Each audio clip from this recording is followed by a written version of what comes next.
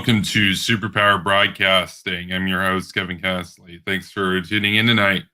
So, I want to talk about a report out that the Israel Defense Forces have assassinated the head of Islamic Jihad. So, we'll take a look at this article over here. Just going to share the screen and we'll get started on that.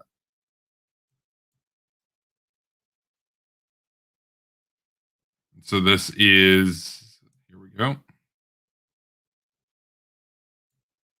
So, yeah, this is the Times of Israel here. Let's take a look. Right, how's everybody doing tonight, by the way? So we're continuing with the coverage of the conflict unfolding in the Middle East right now. Obviously, this is big news. We'll have further videos specifically talking about Israel and the conflict. And I've gone over a lot of major events. We've talked a little bit about logic and morality for the side of Israel. I'll have a little bit more on that in the near future, but I have some videos lined up this week where I'm going to be dunking on big figures on YouTube and their takes on the conflict unfolding in Israel and Gaza right now. And what I want to note is that there's some absolute doozies out there. We have people basically taking the mask off right now and actually actively siding with terrorists. And I want to call these people out. But tonight is a very good day, because one of these terrorist thugs has been assassinated by the IDF, and that's based. So let's take a look at the article. So this is Israel Defense Force says it killed Islamic Jihad commander Hussam Abu Harbid. So this was dated yesterday, May 17th, 2021. The Israel Defense Forces say it has assassinated Islamic Jihad commander Hussam Abu Harbid in an airstrike today in Gaza.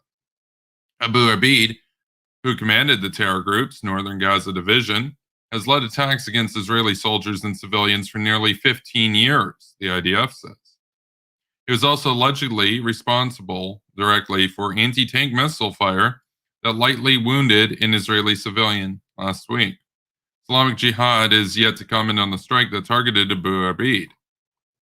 And there you go. Now, there was another article, and this one was actually sent to me from at Net7, and that one had some more detail as well.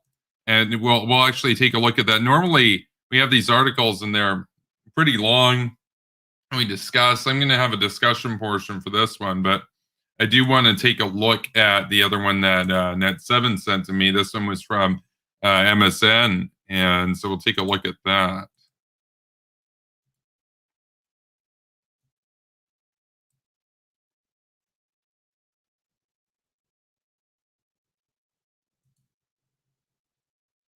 Here we are. This is, let's see. They were saying as well, because I think this one had confirmation in there. Let's see. Yeah, the Israeli military says in a statement they had been behind several anti-tank missile terror attacks against Israeli civilians. Yeah, so this one actually included the response to it. So we had the Times of Israel actually talking about more or less what happened, but this one goes into the response from the group. Soon after Abid's killing, Islamic Jihad said it had fired rockets at the Israeli coastal city of Ashdod. At least 3 Palestinians were also killed by an Israeli airstrike on a car in Gaza City on Monday, medics said after a night of heavy Israeli air raids. Israel's military said Gaza fighters had fired about 60 rockets towards Israeli cities overnight, down from 120 and 200 the 2 previous nights. So we should note there, we get into the actual meaning of the assassination and everything, but their rocket rate has gone down. Now that's for 2 reasons. One, they're running out of rockets as they normally would, but 2, a lot of their stuff is getting blown up by Israel, right? And we're aware of that. It's actually getting destroyed by Israel. When Israel does these airstrikes, they're not just like, oh, let's pick a random area and just try to kill some kids, bro. No, they're actually trying to cripple Hamas' capability to conduct terrorism against Israel, and they're effective at it. And they don't fuck around. And these guys over there, they fucked around again, and they found out, and this guy's dead now. So let's get back to the article. Hamas said its attacks were in retaliation for Israel's quote unquote, or quote rather, ongoing aggression against civilians, unquote, and called civilian casualties, quote, premeditated killing, unquote. Yeah, well, these are guys that have aimed well over 3,000 rockets indiscriminately at civilians. Every single one of those rocket launches is a war crime, by the way, like a literal war crime, not just a war crime in terms of the lingo that the progressives use. I mean, an actual official war crime. You're not allowed to do that. So let's take a look at the article once more.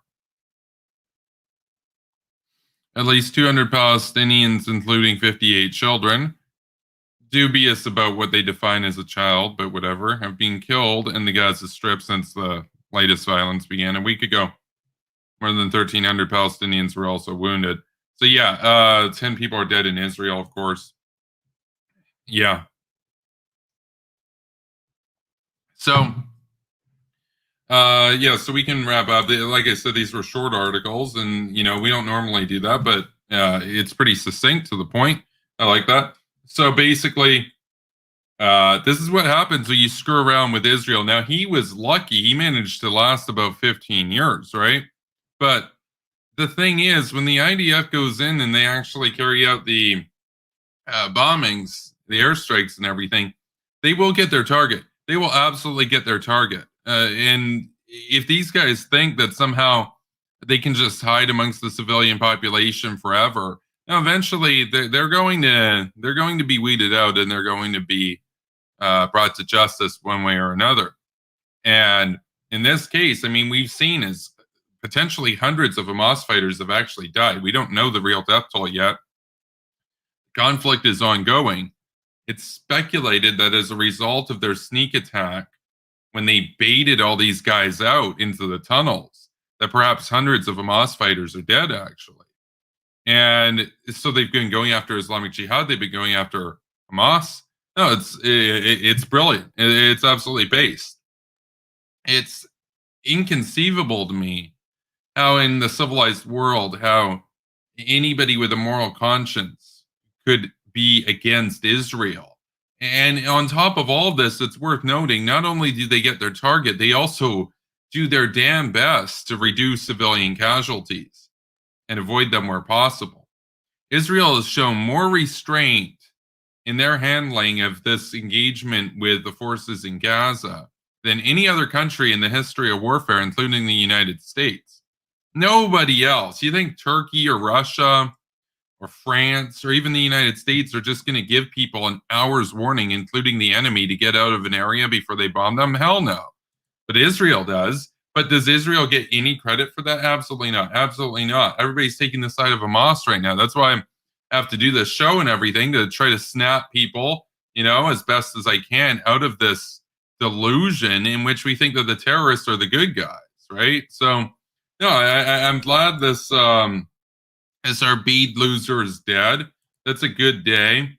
And I'll tell you, I hope Israel's successful in killing more of these Hamas guys as well. So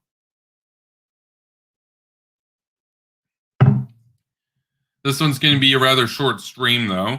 I'm going to take a look at the comments right now, and then we'll wrap it up. I've got some videos that I want to film, and I'll tell you, I'm going after a few very prominent brainlets, but one of them is Jank Uger, that 6% Keek. We're actually going to do a response to Jank, so stay tuned for that.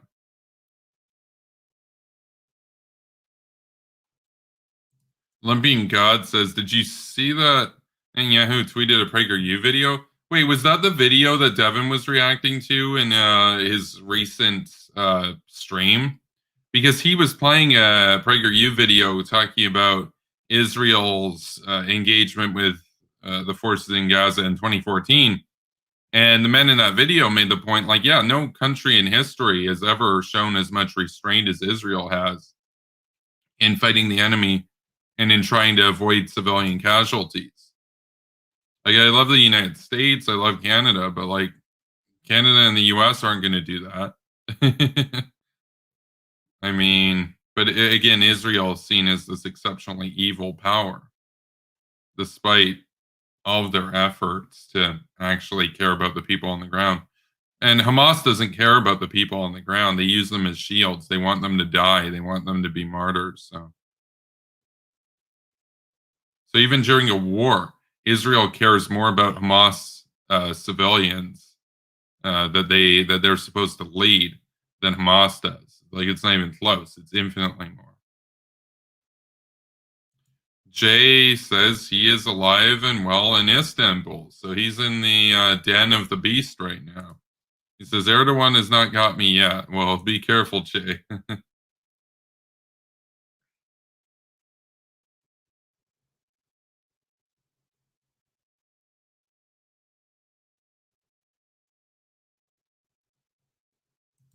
Yo, big up Hawks, says Kansas.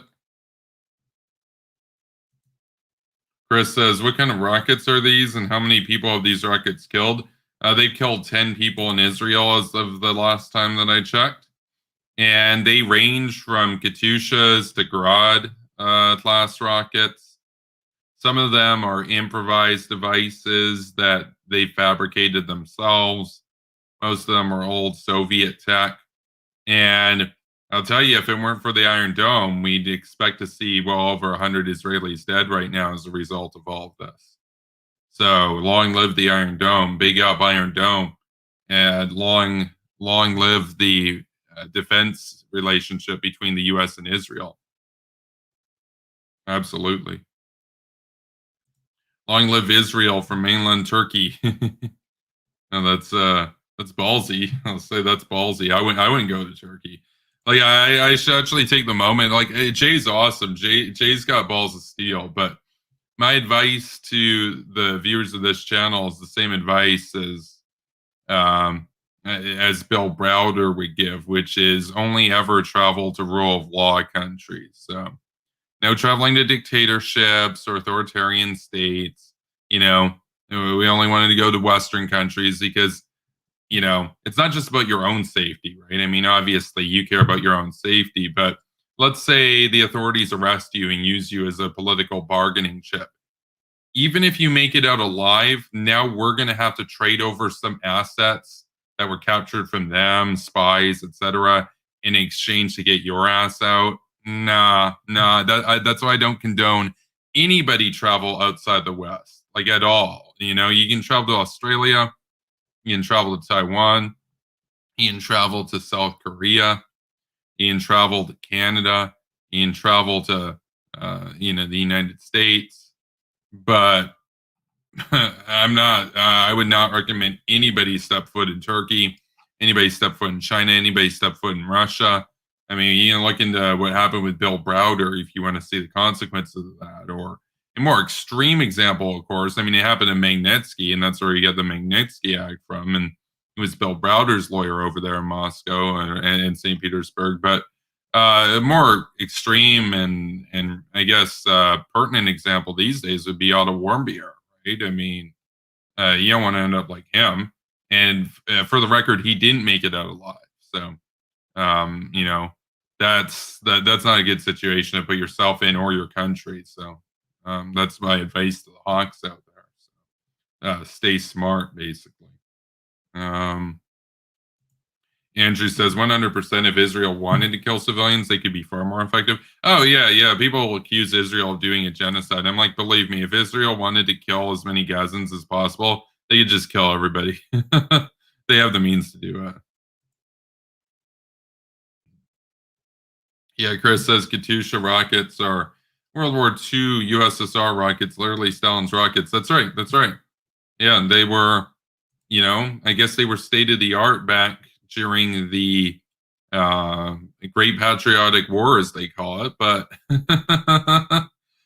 these days, not so much, and that's a good thing. I don't want them to have advanced weaponry. I think if Iran tries to smuggle them some advanced stuff, blow up the shipment, right? Blow up their ship, blow up their tunnels. Israel's been doing a good job of targeting their terror tunnels, so big ups to the IDF. And Kedzik says rockets are rockets and Hamas fired them first. Yeah, that's the other thing. Is like just because it's 70 or 80 years old doesn't mean it can't kill you. Like a sword can kill you, right? A bow and arrow can kill you. So it's the intent that matters, and it's the effect that matters. And the fact of the matter is they're killing Israeli civilians. So they need to get pummeled into the ground and wiped out.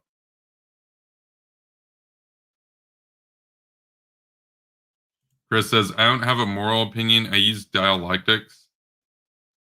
That might be the most cringe thing I've read all day. Like, and I've read some pretty cringy stuff on Twitter today. We had a lot of brainlet brigades out there. We had this stupid cow who goes by the name Mia Khalifa. I never even heard of her before.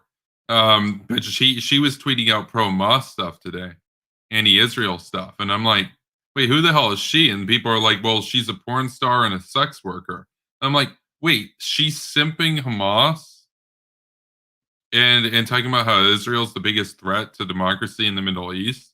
I'm like, they would stone you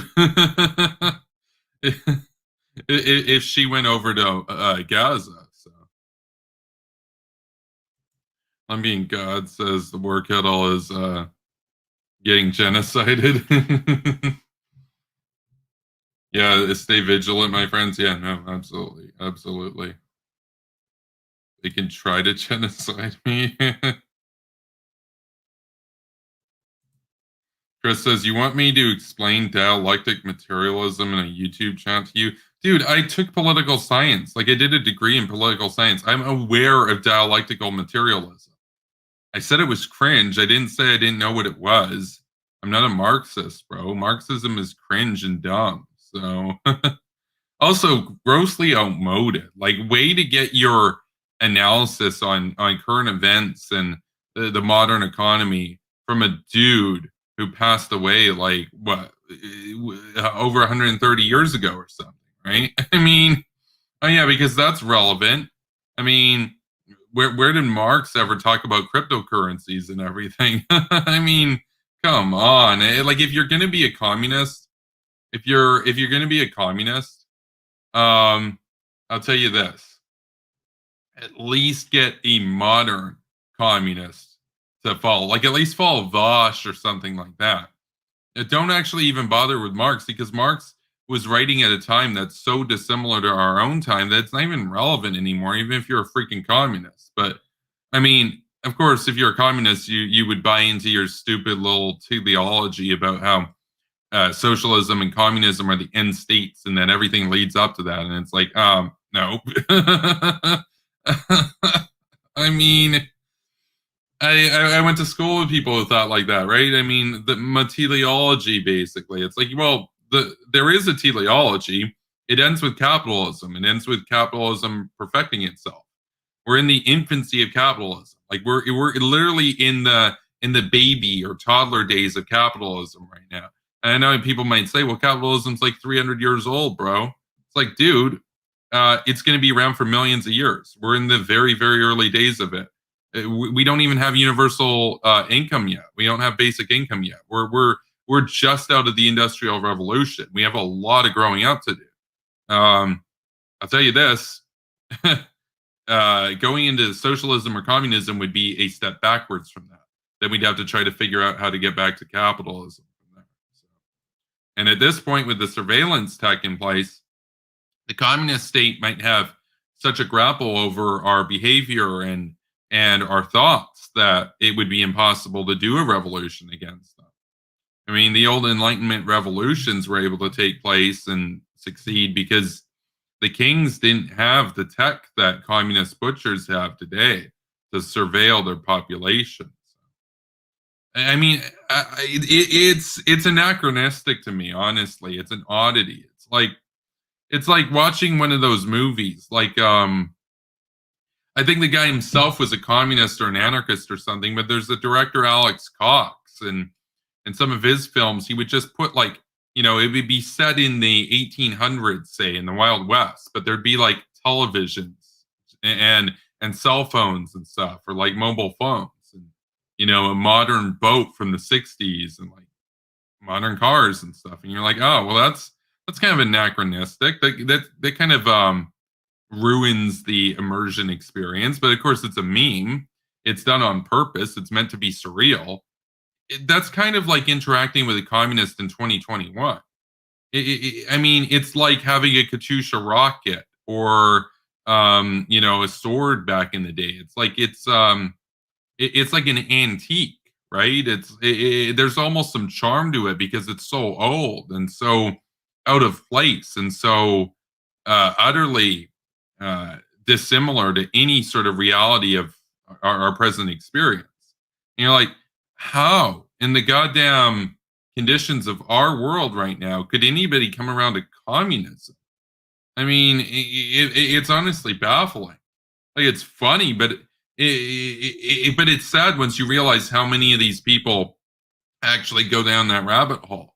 Where you're like, 1% of our population in the West is unironically into the communist crowd, right? That's a lot of people. The libertarians have like 1 or 2%. And you say like, okay, well that's a fringe, and it is a fringe, and they'll never have a shot at power. But just to understand that we're talking about millions of minds that have been ruined on a pipe dream of cringe. It's yeah, it's anachronistic. You could say it's charming, like an antique, except you realize there are so many of them, and they're actually a dime a dozen. That now it just feels cheap. It's anachronistic, but it's like cheap gunpowder from back in the day, you know, cheap muskets or something, like so mass produced that there's not even any novelty to them, you know. It's sad. It's honestly sad. I mean, what do you even say to that? And we will wrap up the stream pretty shortly, but I want to see what the communist has to say. So, lol, you got your worldview from Hume, like as if that's supposed to be an own, but whatever. Amazing. Olympian God says, bro, how do you not know who she is? I think he's referring to the cow I was talking about earlier. Okay.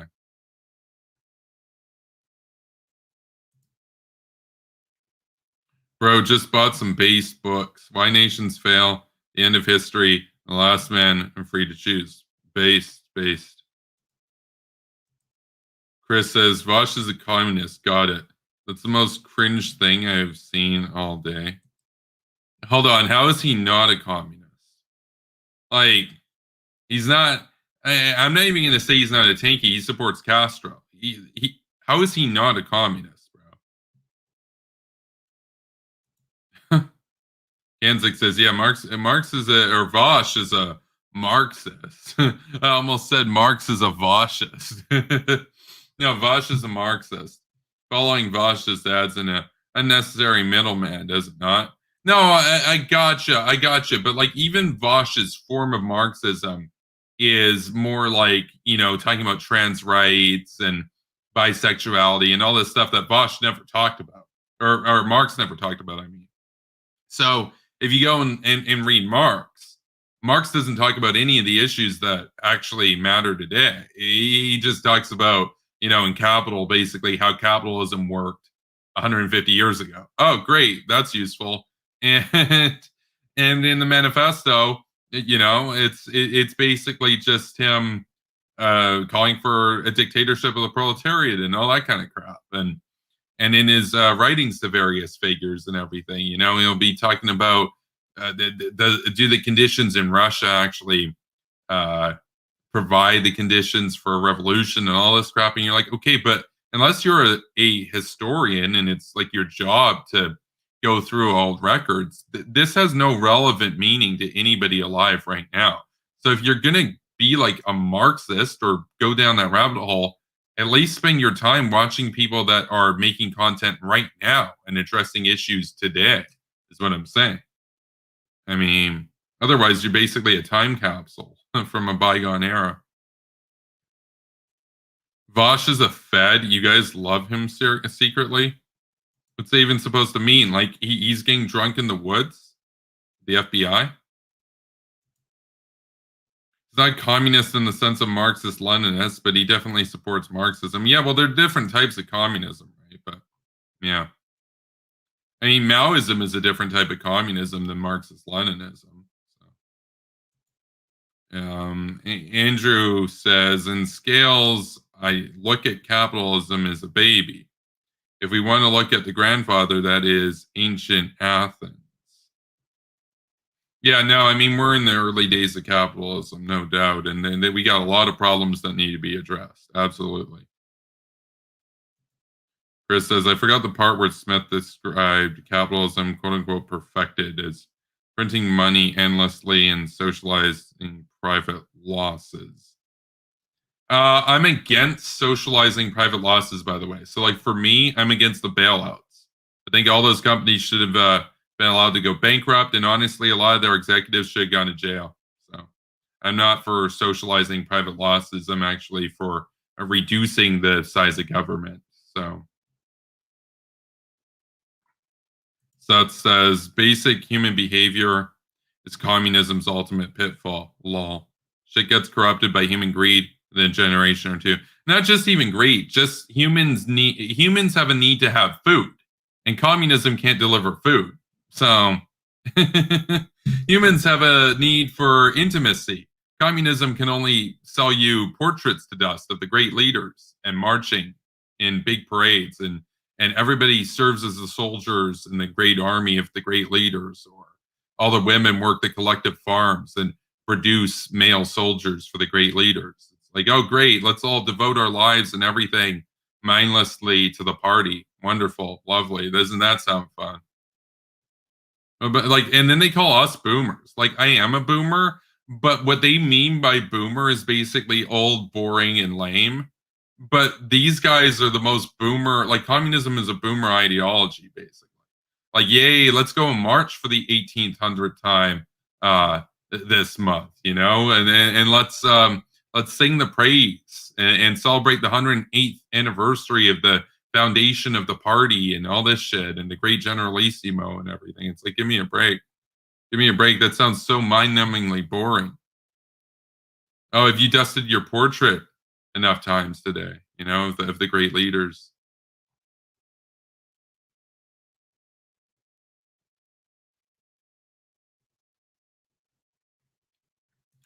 Communism is good in theory, but bad in practice, says Olympian God, making fun of him. I'm tired of people saying that. Communism sounds terrible in theory, too. Oh, yeah, no. Like, there's this idea that communism means well and fascism doesn't mean well, but they're both bad in practice. No, both of them mean well. Fascists don't think they're the bad guys. Communists don't think they're the bad guys. They both kill a shit ton of people because they think they're the good guys. That's like the problem, right? They really think that all class enemies need to be wiped out, or all race enemies need to be wiped out, and that the world would be a better place if the whole world was subject to the will of the party. That's communism and fascism in a nutshell. Now, fascism is a more localized version of that. Communism in all of its forms aims for world domination. Fascism is more like, even in its end state, you could have like 20 different countries and they're all fighting each other forever. Communism is more like, it's clear, it wants to take over the world, right? It's internationalist in its approach, and it wants to spread misery to every corner of the earth forever, for all posterity, right? So Boogaloo says, says Bloodhouse Nuclear Boogaloo says, yeah, Vosh is at least is at very least tanky light. Yeah, I mean, no, but he is a tanky. You can't say that you defend Castro and then try to say that you're not a tanky. Castro shot enemies. Castro rounded up gays. Castro was a brutal tyrant. Now, the reason why Vosh distances himself from Mao and Stalin is that they killed more people. They also had a lot more people to kill than Castro had access to. And Castro also wanted to start a nuclear war with the U.S., and he was furious that Khrushchev wouldn't push the button during the Cuban Missile Crisis. So that's the guy that Vosh has defended. And by the way, it should be noted, the dad of the Prime Minister of Canada right now defended. And you might say, well, the sins of the father don't reflect upon the son, right? in theory, yes, but in practice here in Canada, the son, Justin Trudeau, has said, he's on record as saying that he admires the basic dictatorship in China, communist China, unironically. And he didn't even like backtrack it, or it wasn't like a joke or anything. He straight up said that he admired their dictatorship and what they were able to do, bro. I mean, that should be disqualifying. Totally disqualifying, 100% disqualifying. And it's infuriating to me that the Conservative Party is sold out to the communists basically right now. At least the conservative establishment has.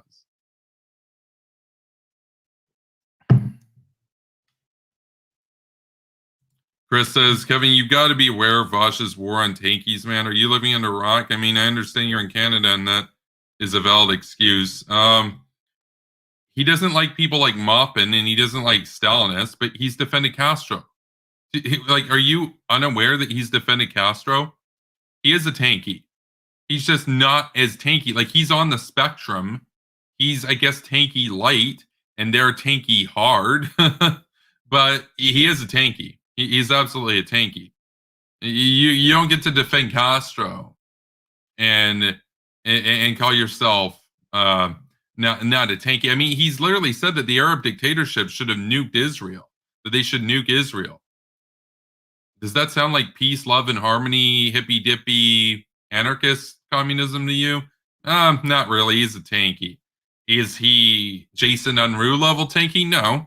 Is he Caleb Maupin level tanky? No, he's not. But in a way, it's worse because he denies any degree of being a tanky. Those guys at least own it. Those guys are at least honest salesmen, right? So. And you know what you're getting with them. You know what you're getting with Haas. You know what you're getting with Pierre Trudeau. But you don't know what you're getting with Vosh because he'll tell you, he'll sell you basically this liberal idea and everything. And in reality, what's he actually pushing for? Violent revolution, dictatorship of the proletariat, and he's defended Castro and the Arab dictatorships and wished that they could have nuked Israel. But he's not a tanky, really? No, give me a break, man. That's almost gaslighting at this point. But I'm not going to say that you're gaslighting because you probably haven't seen as much Vosh as I have to know that. In which case, it just comes from ignorance.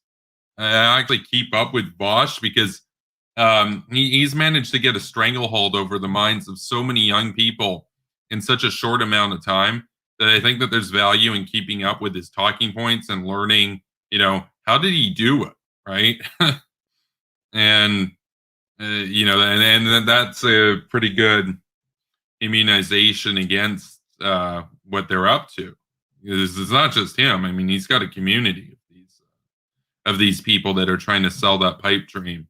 And it's very dangerous. It's a very dangerous idea that they're selling, of course, which is this idea that, it can be all great and peace, love, and harmony and everything, but they give you the conditions that will directly lead to Stalin coming to power again.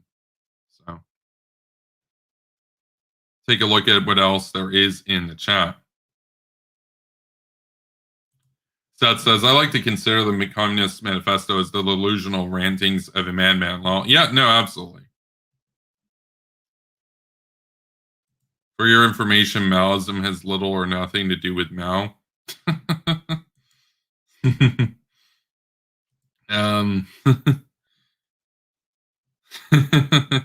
Well, that's funny.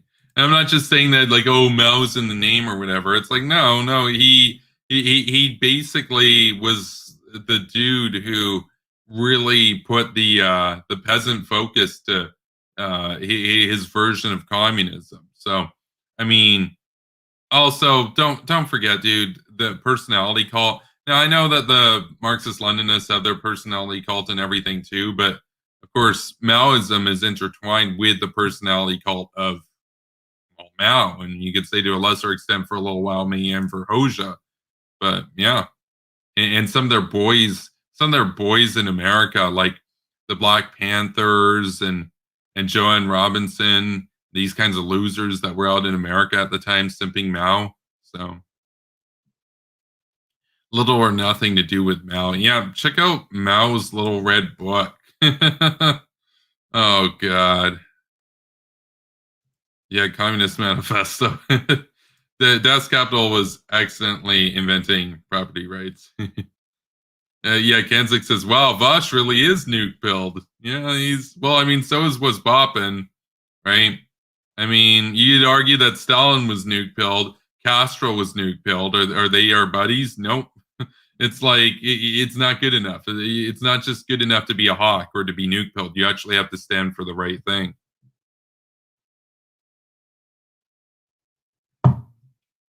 I'm being God asks Kevin, from a scale of 1 to 10, how would you rank the cringe paleocon? So I just want to understand the question. I'm gonna tell you how I interpret it. You're asking me from scale 1 being like not cringe to 10 super cringe. How would I rank paleocons? That's how I read your statement.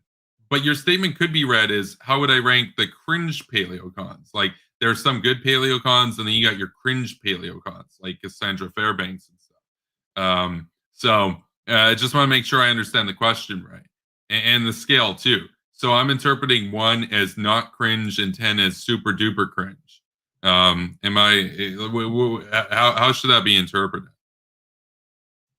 Chris says, "Who's the paleocon to you guys, Bolton?" Wait, dude, you're trolling, bro. You're trolling, bro. Dallas G says Canada is helping train their pilots in our airspace law. I haven't seen that. I know Trudeau wanted to train the troops. He for 2 years was planning on bringing communist Chinese troops over to CFB Petawawa, and the Ministry of Defense actually had to put out a statement shortly before that was set to take place, saying, "No, we're not allowing this to happen." Now it's too late, though. No, they nixed it. They didn't let Trudeau get to do it.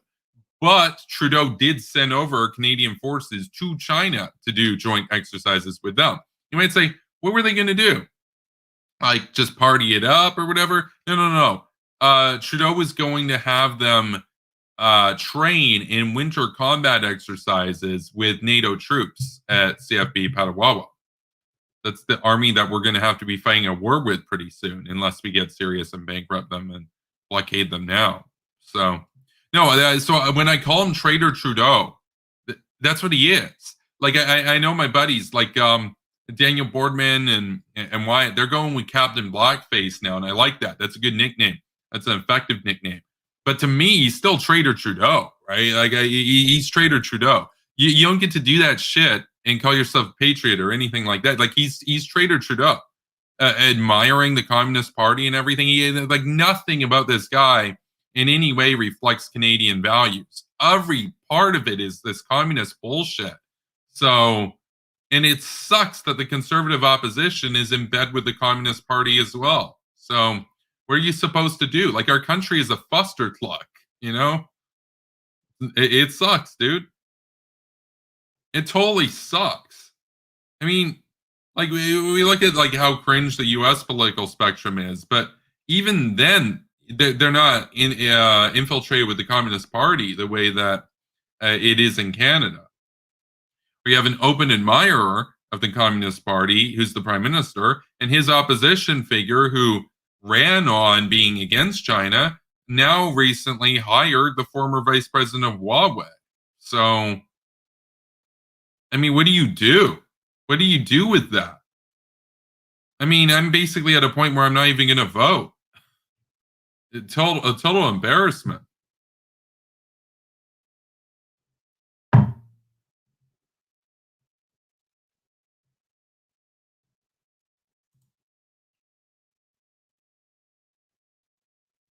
Andrew says, I can't even talk, quote, I see, unquote, gets corrected as, quote, I and for approximately, unquote. Oh my God, no. Do you have like auto detection or something on your phone? Because I turned that off like a year ago. I type out everything, every tweet, everything I type out like physically now. Because the auto stuff is just so cringe. It'll just do random stuff. It'll sometimes do like swear words and stuff. And you're like, wait, I didn't mean to type that. Oops. Kanzik says, the current establishment is shitty. but we can cure it.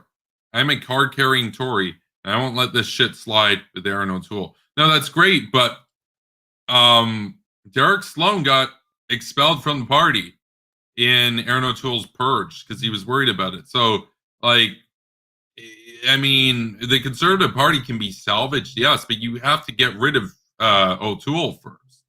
Like, I'm an independent, but like, I don't know, man. It'd be hard to stay a member of the party with this kind of shit going on. Basically, that's the issue for me. Bloodhouse says, imagine unironically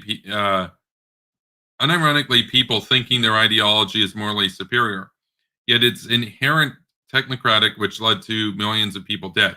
Oh yeah, well that's the thing about technocrats. They all think they're the good guys. Like it's the same with the neo-libs and everything. They all think like, oh, we're just making the world more gooder, bro. Like graph goes up makes world more gooder. We saw that argument from Kurt on the debate last night. The total fustercluck. 100%. 100%. The best description was what Arthur wrote in the comments after. He said, what a fustercluck of a person. Now, he might have not have actually said that word. He might have said a different word. But you know what I'm saying? And that's the thing, right? Now, you might say, well, Kurt, he wasn't a neoliberal. He was a straight up, like, communist apologist. That's true, but they're both technocrats. Like, neoliberalism and communism have a lot in common. That's why I got canceled on Twitter the first time. If you'll recall, if you're an OG out there, like the OGs, the OG superpower gang, you guys will know. Back in the days with the drams with Liz, the old drama days, like before I was a debate me bro, and leading up to when we debated, and that was like the first big debate in this channel's history. And I nuked her. Like it was thermonuclear war, and she had nothing basically. It was 11 megatons of spooked, bro. And basically what happened was she was pissed.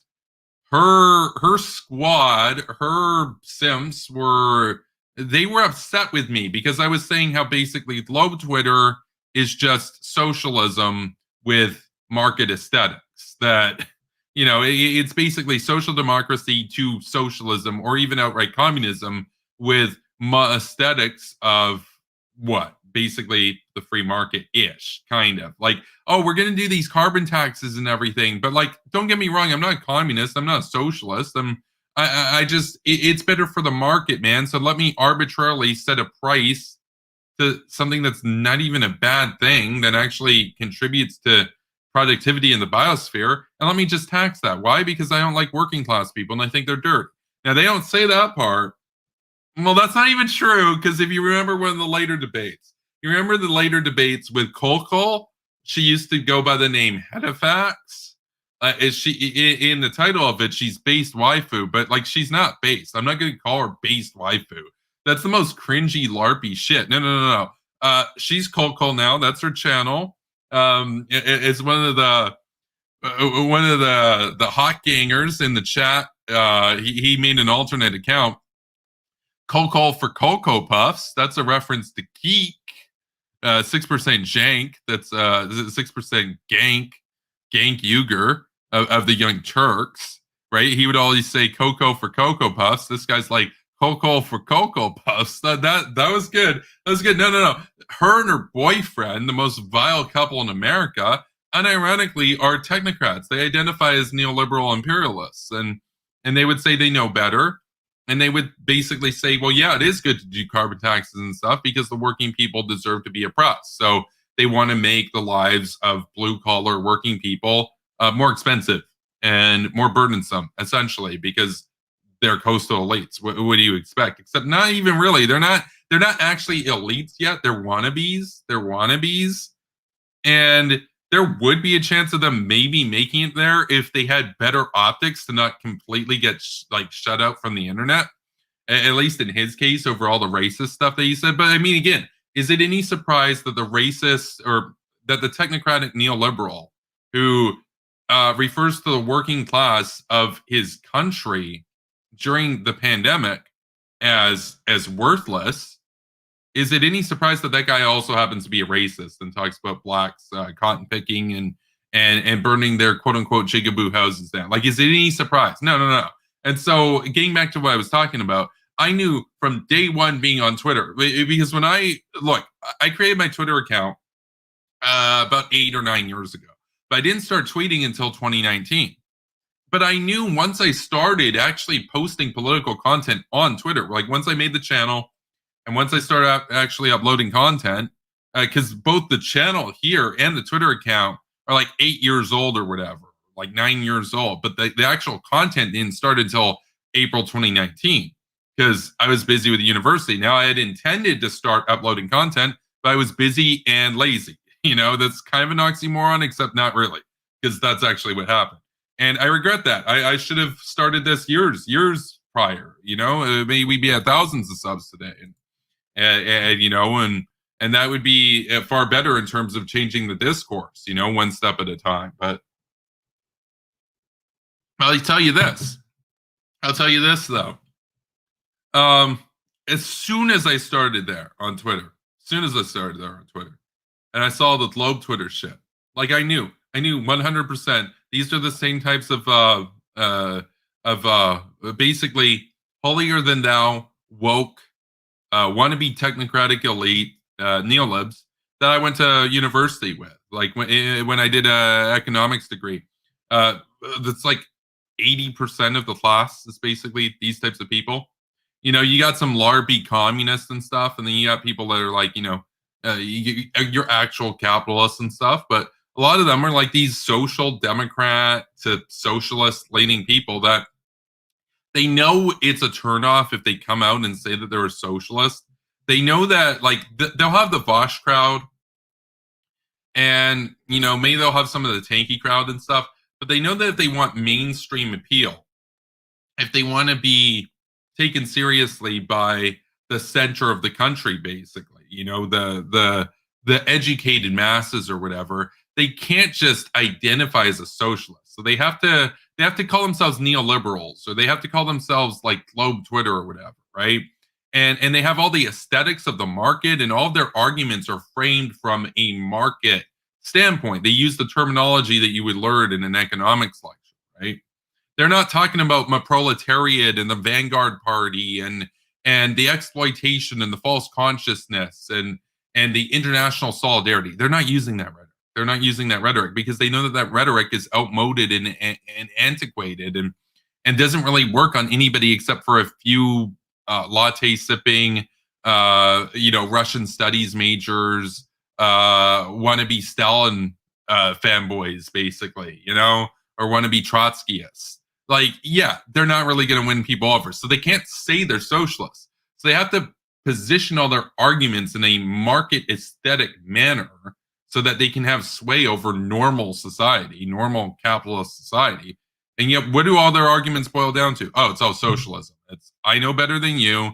I'm going to tax you for literally driving your car, not just consumption taxes on gas. We're going to double tax you just to make your life that much harder. But me, do I have to pay that money? No, my rich parents who got me into a good school, they bought me an electric car for my birthday. So I'm great. I don't have to worry about that. That's for the dirty rural folks, right? No, so these people, and by the way, they also don't have the morality of the communists either, because a lot of those communists, especially a lot of the Bosch fans, they actually do mean well. They actually do want to help working class people. They're just so out of touch and lost and confused. They're just not serious people. But the technocrats are actually malfeasant. They're actually malfeasant.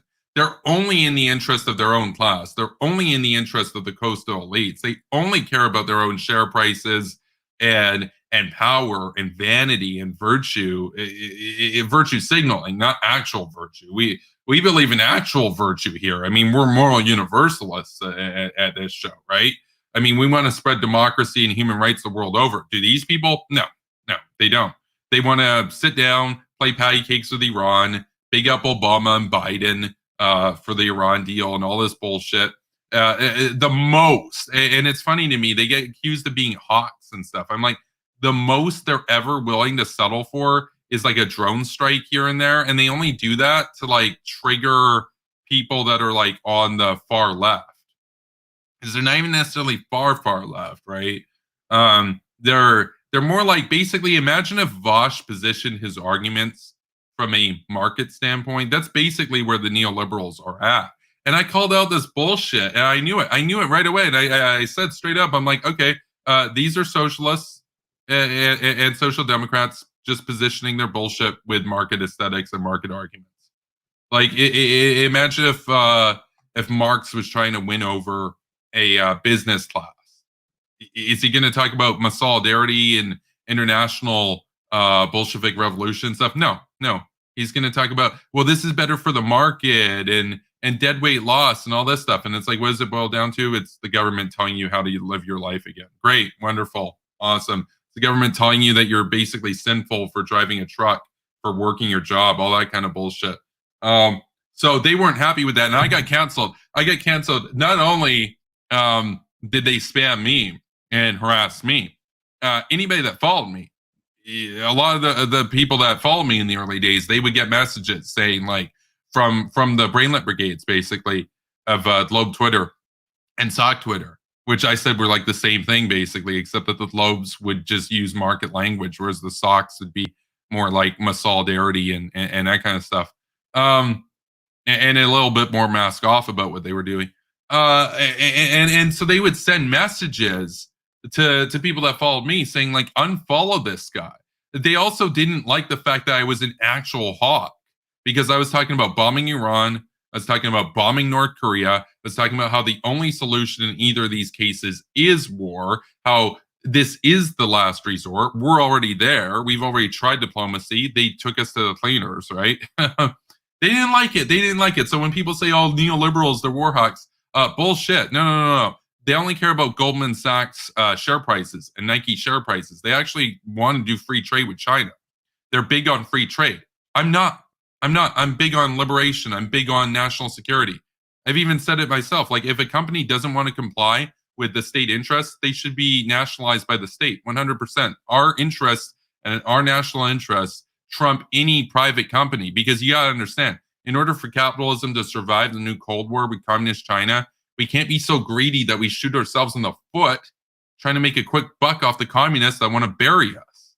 So the government has to actually step in and have the foresight to say, no, understand, you can make your profit and everything, but you have to do that within the national interest. You step outside that, and at that point, you're basically screwing around. Let's see, you want to find out, basically.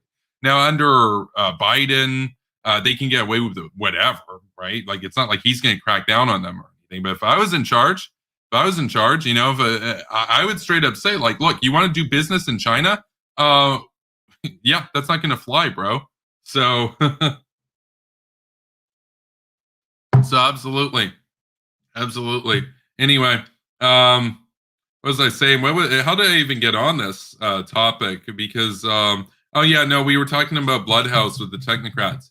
Yeah. So basically, since the earliest of days that I've been tweeting, I've been making content on Twitter, I went after these people. And they're a huge group. Like, people look at me and they're like, you don't even have 1,000 followers yet. It's like, you got to understand something.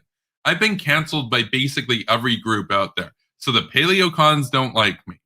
The alt-right, they don't like me. Now, I don't care for their opinions. I'm glad they don't like me. I take it as a badge of honor, right? They call me a Jew and all that kind of stuff. They call me gays, if these are even insults. The socialists, they don't like me. The communists, they don't like me. The neoliberals, they definitely don't like me. A lot of social democrats and stuff, they don't like me. Globes, they don't like me, basically. Like, I in many ways am the leader of the Hawk Gang, and the Hawk Gang is a blend of a diverse set of people that all at our core believe in human rights, believe in democracy, believe in liberalism, believe in freedom, and we believe in defending our national security. We're proud. We're not ashamed to be Westerners. We're not ashamed of the countries that we live in. We're all patriots. And we understand that we were born into this privilege, and that we have to spread that around the world, that everybody should have this opportunity. We want to see a world without any terrorism. We want to see a world without any radical extremism. We want to see a world without concentration camps and genocides and everything.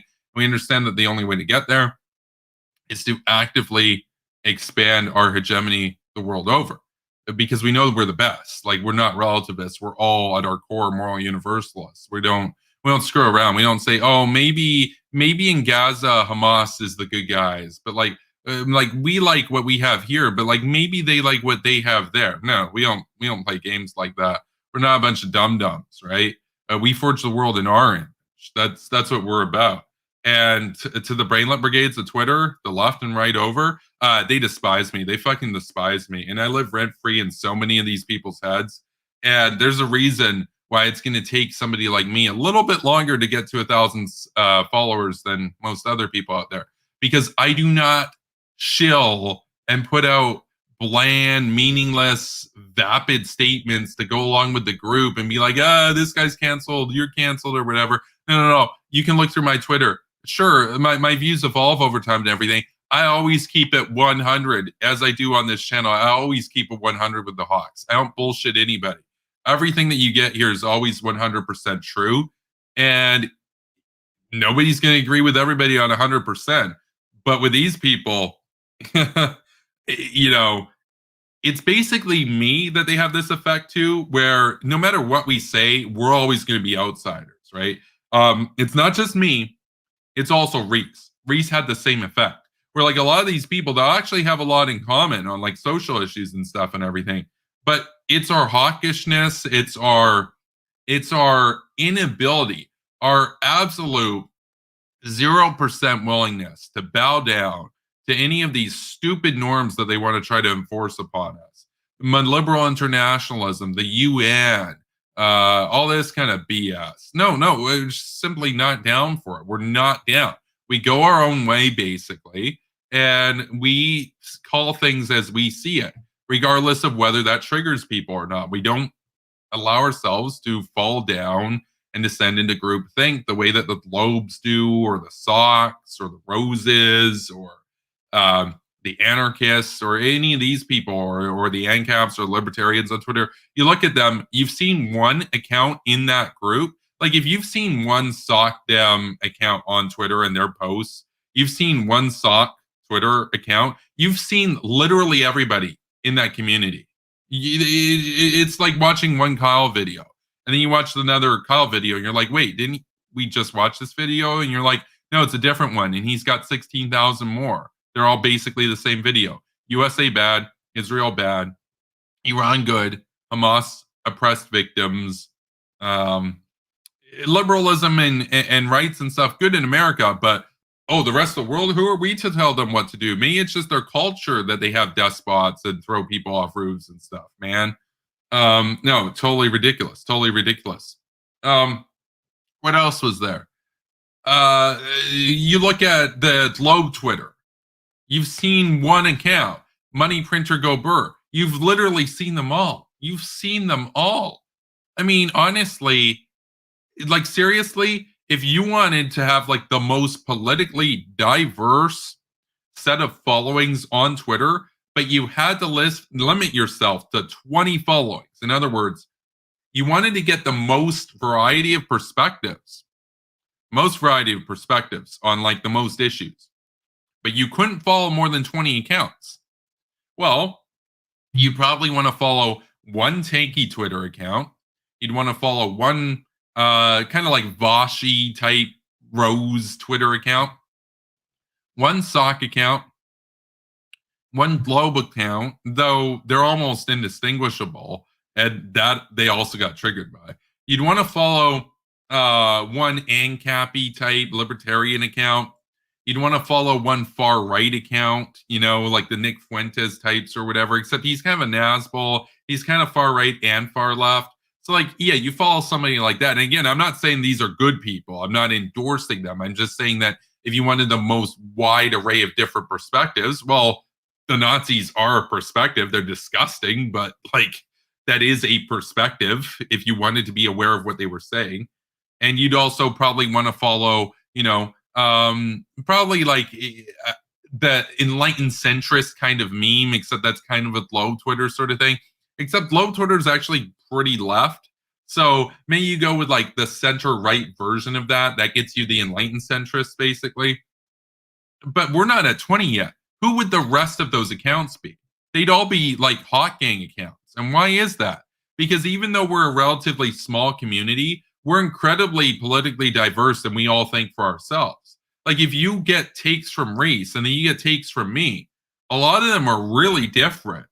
Yeah, right. But we're still moral universalists. We still have the same common goals in mind, but we work for the same end, but we never enforce groupthink on anybody. We have a really diverse sway of people from neocons, offensive realists, liberal unilateralists, even like more hawkish liberal internationalists. Really big array of different people. You got people that are fans of like Tom Cotton, and then you got people that are like fans of Hillary Clinton and everything. So if you've seen one hawk gang account and what they have to say, you've seen one hot gang account on Twitter and what they've got to say. It doesn't really tell you that much about the rest of our community. But if you've seen one Globe Twitter account, you've seen the 80,000. You already know. It's like if you see one poster on r/neoliberal, you've seen them all. They all say the same thing. It's all the same memes. Everything. It's unoriginal. It's groupthink. It's lemming like. But with our community, it's freaking diverse. Now you can hate us. You can hate us to the core of your bone, but you have to admit that we are more heterogeneous and far more unorthodox in our thinking as individuals. We're far more creative. We're far more original in our thinking as a community than any of these single emoji communities. I mean, like if we had any sort of emoji, it would be the eagle. But that is such a diverse group of people. That expands to include everybody from like Tony Blair fans that are basically like Labour almost in the UK, pretty left wing, to fans of like Tom Cotton and Nikki Haley and everything, and John Bolton. That's a pretty diverse group, right? We're also concerned with a lot of different issues. We have deeply religious people in our community, and then we also have anti-theist people in our community. With the Globes, they're all just basically concerned with interest rates and dead weight loss and everything. So they don't actually really necessarily want to reduce dead weight loss. They'll just tell you what it is, and they'll just input some random variables that will justify their own vanity. And they also really don't like the working people and that kind of shit. So basically, and they're also really big fans of taxation too. Whereas in our community, we'll have some people that are more for higher taxes, some that are more for lower taxes. It's a pretty diverse group of people. So you'd have 10 different accounts that are all like these single emoji, dime a dozen. You've seen one account and their posts, you've seen them all in that community. And then the other 10 would literally be this community because that's how diverse politically we are. So that was a bit of a tangent there. I would probably have to, divide up the stream into a couple different segments for like highlight clips because this is pretty off topic from the original topic tonight. But I did say we were going to keep it pretty short. We're only about an hour through. This is actually still a relatively short stream.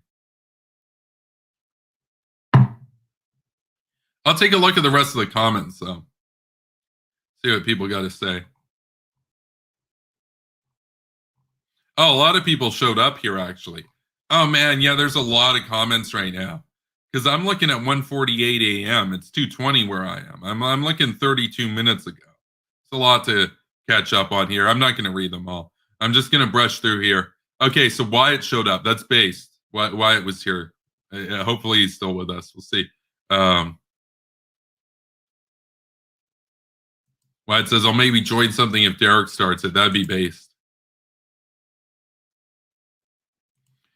Yeah, Kenzik says, O'Toole's got a Huawei former vice president on his campaign. Does he not? Yeah, no, he does. He does. And yes, that's right. His website did remove the anti-Huawei position. That's what I'm saying.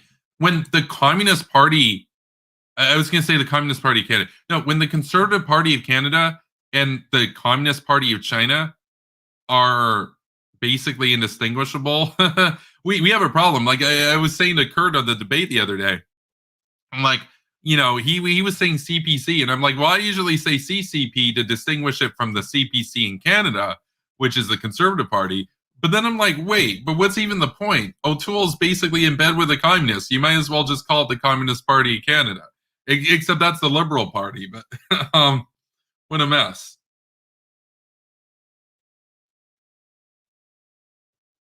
Olympian God says Kevin nonsense. They're pretty cringe. Well, no, I would say Grayson is like the one non-cringe paleocon I've ever honestly talked to. The rest are cringe, I would agree, but there is one good one, and that's Grayson. How would you rank paleoconservatism itself, and how would you rank the proponents, people of paleocons? Yeah, scale 1 to 10. Well, 10, with 10 being like the most super cringe ever, which I would put like fascism and communism. I would rank paleocons. I mean, it depends what kind of scale we're going with. If we're going linear or logarithmic, I would probably put them more or less at somewhere between a 7 and an 8. Now, that might surprise people. I'm sure people might have expected me to put them at a 10 or something. No, paleocons are not as bad as Nazis. They're not. They're not as bad as Stalinists. They're cringy, yes, but they're not exactly out to kill like 50 million people in their own country and do like genocides left and right. They don't want to stop it when other dictators in the world want to do that. They're also wrong on a lot of their social takes. They're wrong on a lot of their economics. But one thing that I will give them credit for is that in my personal experience of dealing with paleocons, they actually tended to be more concerned with the well-being of like average or rural and working class people than any of these lobes and technocrats and stuff that I've ever talked to. That they're just not. They're it's a foreign concept to them. They just don't care. They don't have them as a relative group. At least for paleocons, they do have the Rust Belt as a relative group that they actually do care about. So no, I would put them on a 7. Like that's still cringe. They're still cringe, but they're not Nazi level cringe. They're not Stalinist level cringe. So you let me know what you think of the answer. Hopefully that's a satisfying answer. So, like I said, I'm going to give it to you as I see it. So,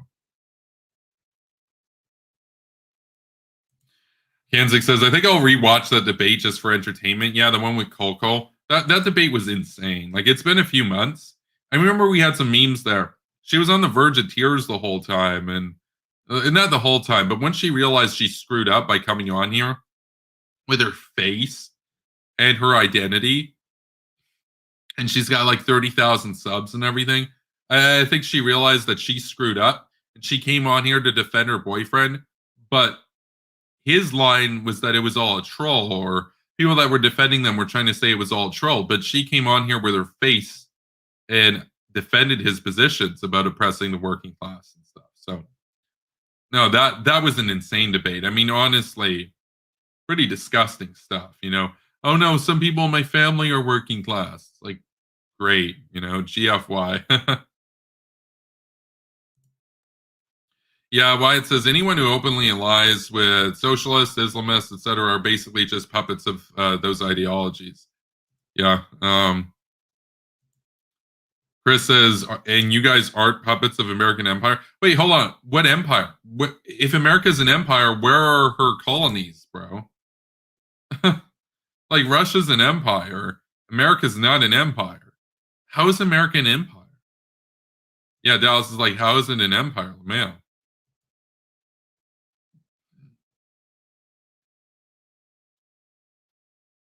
Yeah, we support American hegemony. Yeah, hegemony is not empire.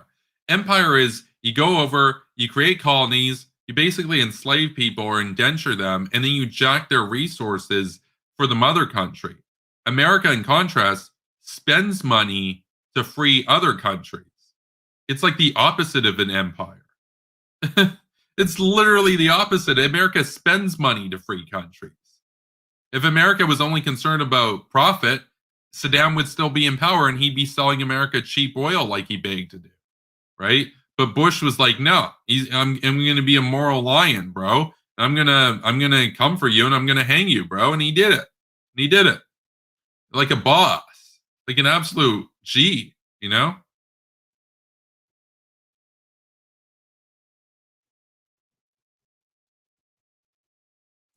Chris says, I gathered you are all white Anglo-Saxon Protestants.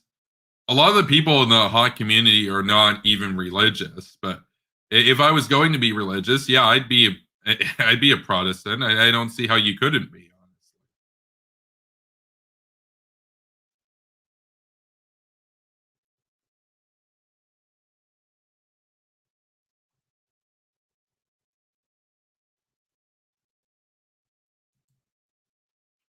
Chris says I'm of Irish and German ancestry. The OG anti-wasps. Huh. Yeah, Chris is a Nazi confirmed. All just kidding.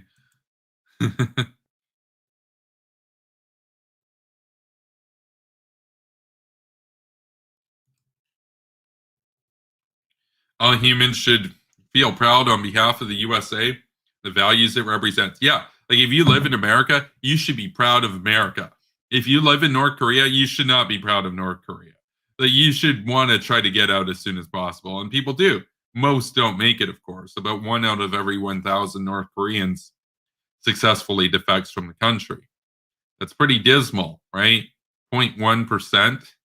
The rest spend their lives in North Korea, their whole lives in service of Kim Swag Yacht and his swag Mercedes and his swag alcohol and his swag Swiss cheese. How sad is that? American values greater than crappy rest of the world values. Yeah, no, base.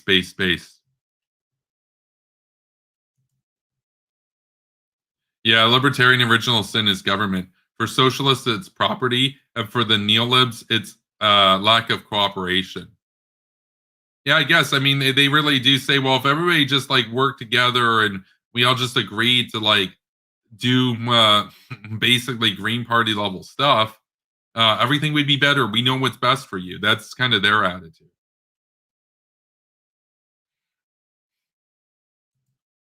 Andrew says, I got canceled from speaking at York University because brainlets wanted to obstruct the road in. Wait, what did the brainlets want to obstruct about? Like, what happened, man? For Marxist Leninists, original sin is liberal idealism. Wait, but you guys are idealists. You guys want to do like the Marxist utopia stuff.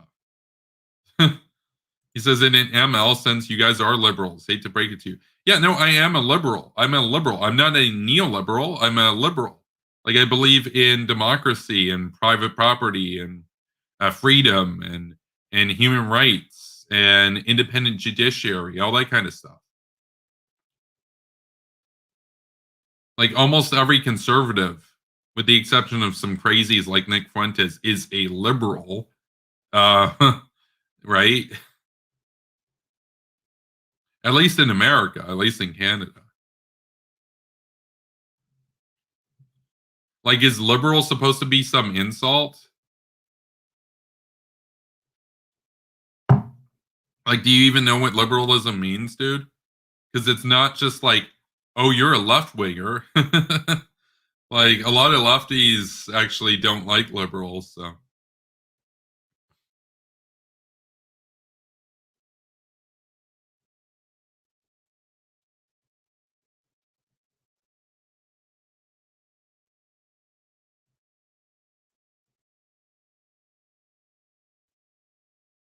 well, it says, I like ideologies where original sin is actually just original sin, lol.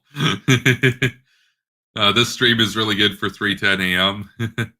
Yeah, no, I'm still 20 minutes behind on the chat. Yeah, imagine unironically being a far right Marxist like these neoliberal technocrats. No, absolutely. Like they buy into Marxist analysis of capital. They just root for the bourgeoisie instead of the proletariat. It's pathetic. It's stupid. I'd say it's LARPy, except they're unironic about it, which makes it all the more disgusting. Bloodhouse says, you and Reese are the generals. I'm the captain. Yeah, you're the captain of the USS Bloodhouse. Nuclear Boogaloo. Good guys and bad guys sounds like children talking. Oh, okay, Chris. Go to Gaza or go to North Korea and see how they treat you and see how it works out. And then after you've done your time in their interrogation cells and hopefully you have some of your limbs left, If you're even able to still talk to us, if they haven't like taken away your tongue or anything in the interrogation, um, tell us that there's no good guys and bad guys. Because right now, you sound like a relativistic piece of crap, man. So yeah, good guys and bad guys exist in the real world. Yeah, no, that's exactly it. Like getting mugged by reality means understanding that there's good and bad, and that good has to win. And if we don't fight for good to win, bad will win. Because guess what? There's no determinism. There's no materiology, bro. It's not magically going to go in our favor. We actually have to put in effort. We actually have to fight to expand our interest in the world. Because if we don't, our enemies will, and they will bury us, right? And they'll laugh about it and be like, you guys had every opportunity to bury us, but you guys bought our memes about how war bad. And then we did the war and now you guys lost. So haha. Thanks for being useful idiots. Now go to the gulag, comrade. That's what they would say.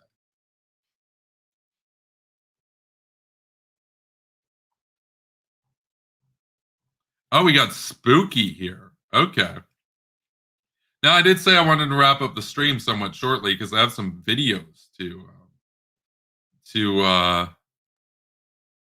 to produce tonight. I know I want to dunk on Keek and stuff. So okay, my chat just refreshed. It went forward a little bit. I'm scrolling back to where I was before. And as I'm scrolling back, I see Pest here. So welcome to the chat, Pest. Thanks for tuning in tonight. He says, explain how Trotsky was neocon. Oh, god damn it. So somebody's doing the Trotsky equals neocons thing again. Do I even have that meme still of like, Trotsky was a neocons? Or like, neocons is literally Trotsky. Oh my god. Oh my god. I thought the thing earlier about Vosh not being a tanky was super dumb, or some other stuff was like the dumbest thing I had read. But oh god, I've gone over this before. I'll have to do like a specialized video on the topic, as cringe as that is. Like, okay, I'm not even going back to the chat, honestly. I'm just gonna keep moving on. I don't have time for that kind of BS. Unbelievable. I'm not even gonna entertain that. I've already gone over why that's one of the dumbest memes. It's actually a world breaking brainlet take. It's one of the dumbest takes out there. I mean, you'll find people that are like unironic socialists say some really dumb stuff about economics, and you'll be like, that's actually a better take than Trotsky was a neocon. Way to prove you don't know anything about Trotsky or anything about neoconservatism. Great. I'm not going to even bother reading your bullshit, so I'm just going to go forward with the chat. What's Spooky got to say?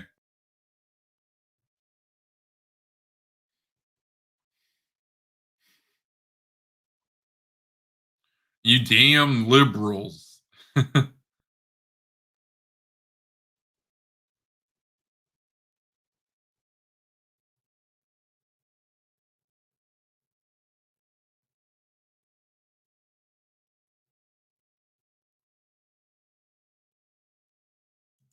You workhorse. Yeah, no, I got a lot of videos to make. I mean, we're on the content era right now, boys. So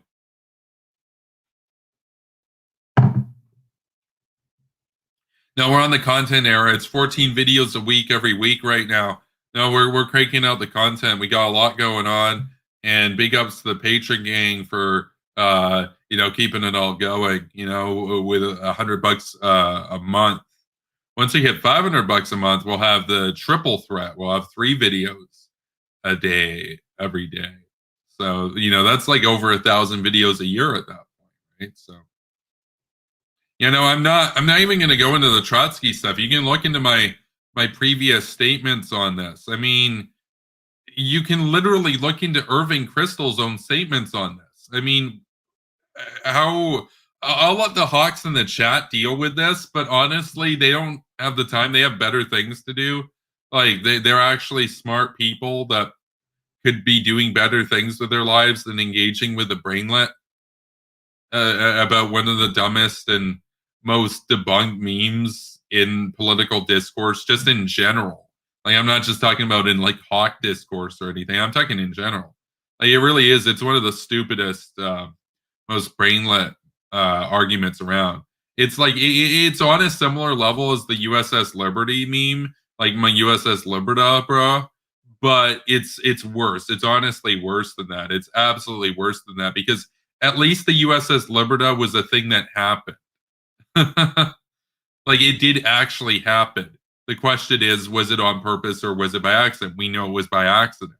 And the libertarians would be like, well, no, it might have been on purpose because they're Jews.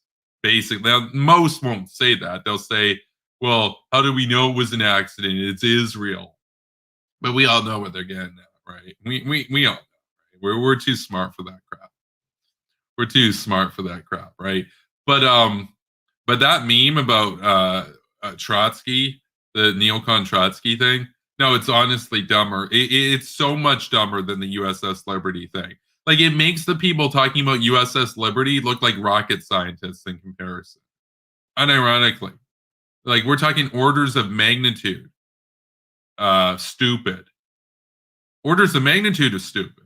Like, not just like 3 times more stupid. Orders of magnitude more stupid.